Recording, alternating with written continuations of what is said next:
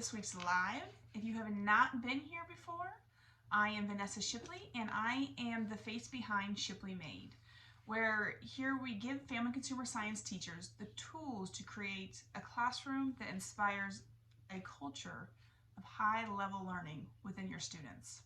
If you haven't had a chance to grab the 7 secrets that help you thrive in your family consumer science classrooms, I will put the link below and you can go ahead and grab that.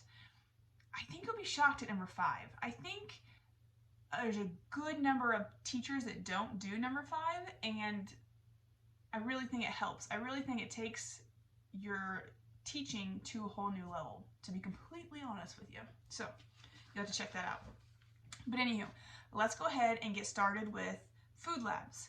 So the very first thing we're going to talk about is food expectations in food labs.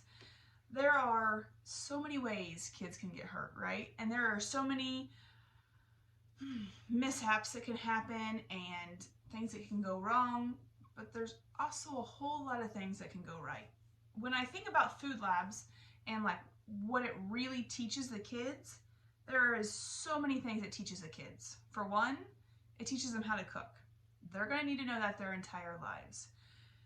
It also helps them follow directions. They have to understand that they have to do step by step. And if they don't, it's going to mess up the recipe, right? For the most part, it'll mess up the recipe. Students will also learn problem-solving skills. When things go wrong, they have to figure out how to get them right. They have to work and kind of figure out a way to fix the problem. And so that really helps with problem-solving skills. And also time management. When they come into your classroom, they've got a set amount of time. When I was teaching, they had 45 minutes to get everything done with this food lab. And you know, sometimes it was they had too much time, and but more often than not, they ran out of time. Some expectations that I feel are a need in food labs are, first and foremost, no horseplay, right?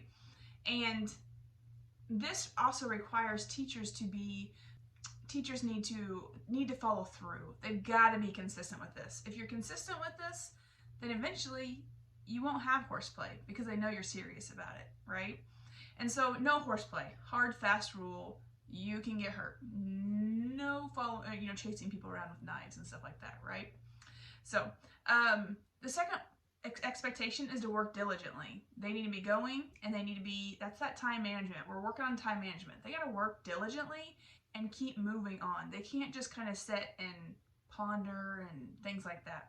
Another one of the expectations that I had was always be cleaning up after yourself.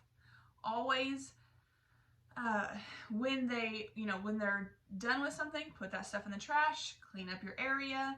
Do not leave it. So often they try to leave it to the cleanup duty, that one kid that is washing the dishes. And that's not the case. That's not what it should be happening. They should still have to clean up after their own area and not just leave everything to the dishwasher. What that kid's supposed to be doing is washing the dishes, not cleaning up a mass chaos, right? It's also, people who have to clean up their own messes don't make as big a mess as they could when they're just, making the mess and then turn around and walking away. Another expectation, stay in your group. Problem solving before asking the teacher. I feel like we should have signs that says, when they say, Mrs. Shipley had a problem, I wanted to hold a sign saying, read the recipe. And then when I say, well, I did, I can hold up another sign saying, reread the recipe, right? So, because so often, I would read it with them and they're like, oh, I didn't read that part, kind of thing, right? So basically they need to problem solve and work together as a group to figure it out before they ask me. And then if they work together and try to figure it out and then they have a question, then they can ask me, right? So that was another expectation, that they had to try to problem solve on their own before they asked the teacher.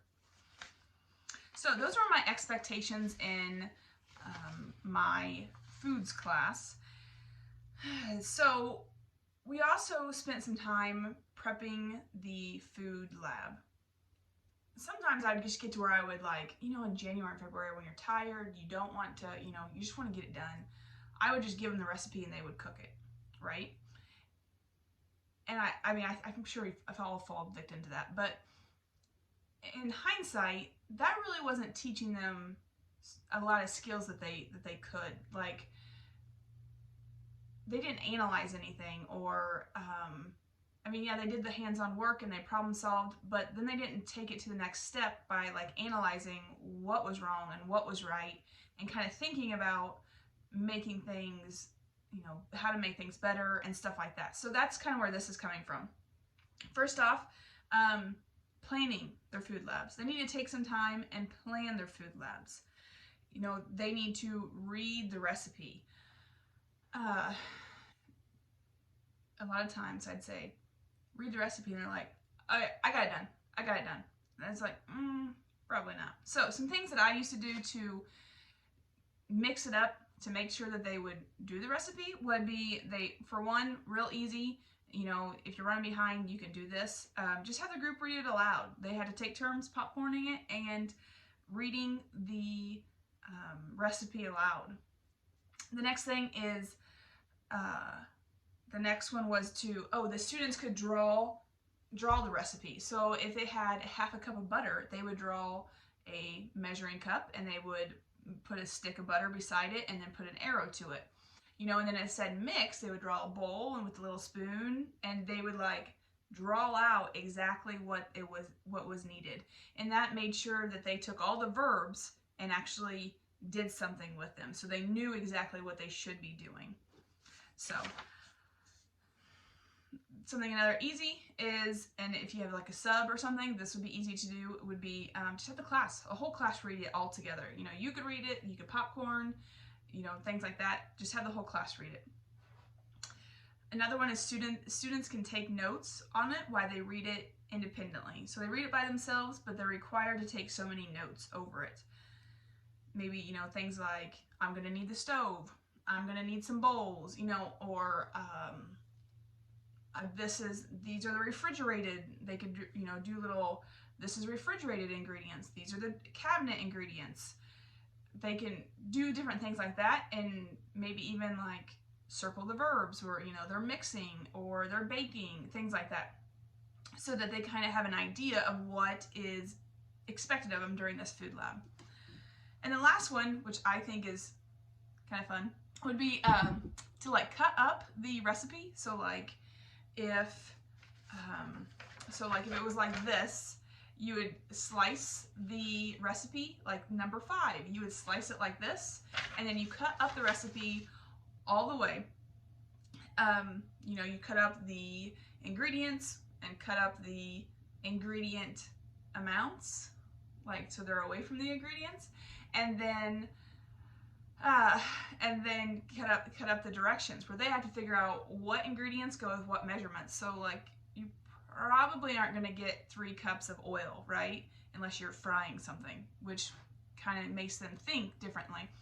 And then they have to also take the directions and be like, oh, well, I'm not going to bake right at first, but maybe right at the first, it's going to tell me to pre-bake the oven. So they kind of get an idea of what goes when, and then of course you can give them the actual ingredients, but they kind of have to figure it out first. Another one is just shopping list. Have the students get the shopping list ready. So they need to basically write down the items that they're going to need, and at this time they can also create the cost, like budgeting and stuff. If you write the price, so like you have a box of butter, right? You can just write the price of how much it cost on there, and then they can go online to like Walmart grocery, or, you know, I don't know if you guys have Hy-Vee around, but that's kind of the Midwest thing. But, you know, you can get on there and find the rest of it to figure out how much this meal is going to cost. So I kind of put that in with the like shopping, figuring out the shopping list and figuring out how much it's going to cost. Job list.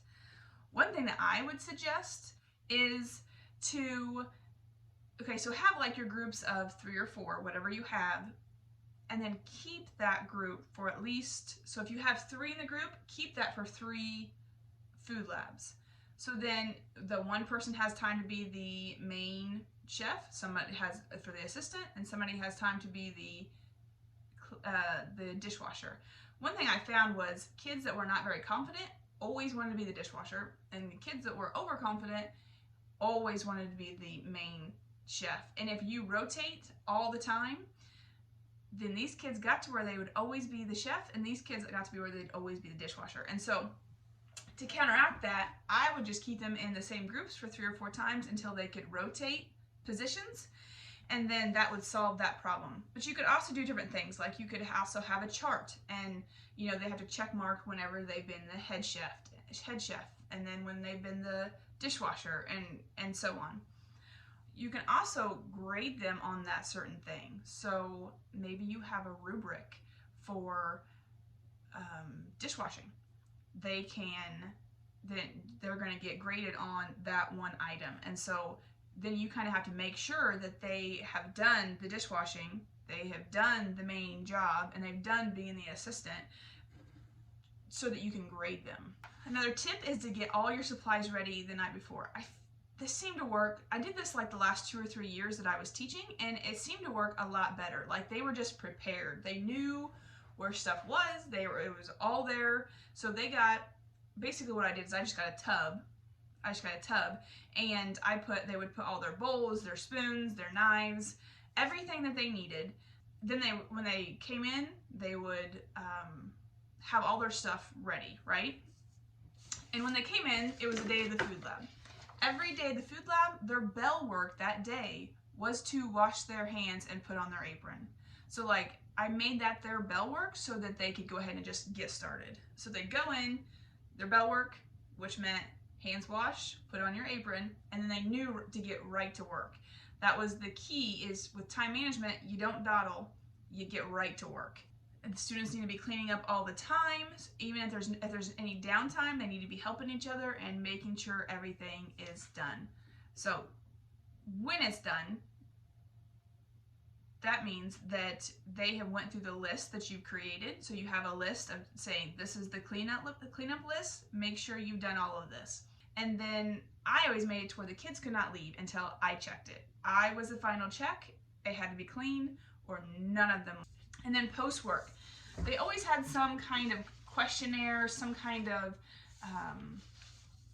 questions to answer that they needed to get done, either that right after they were done with the food lab, or they did take it home to do. I didn't let them spend extra time the next day because I felt like that was just wasting time to do their post work. But I did feel like it was important for them to analyze what they needed to do, or what they learned, the struggles, the strengths, what are they going to take away from this food lab. Today's takeaways, today's time management tidbit. I'm a big believer in keeping your kids busy all the time. So even if they have downtime and everything is cleaned, they've taken their notes in their food lab, then go ahead and give them something just fun and something that they can sit there and talk and do while they're waiting on their cookies to bake or whatever is being made. Today's tip is going to be like binder covers. Have you seen those where you color them and then they can slide them in front of their binders? I have some of my Teachers Pay Teachers like specifically for Family Consumer Science, but it doesn't have to be. I'll link that down below, or up above, either one. I don't know where I'll link it, but I'll link it.